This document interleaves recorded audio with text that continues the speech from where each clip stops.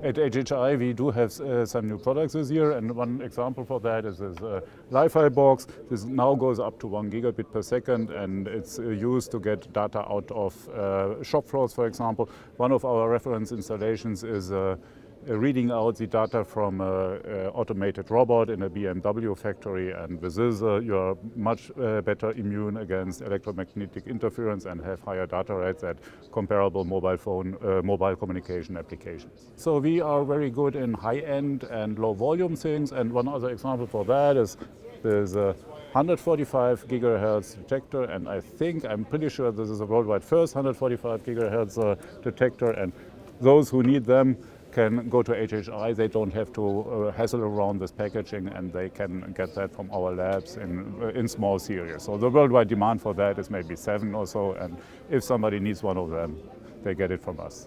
At OFC you have everything from a PhD student up to general management, so CEO and CTOs, and this is a mixture a bit up, and our PhD students meet with fellow PhD students. They collaborate in European projects, and it's across all levels, and they interact very well here.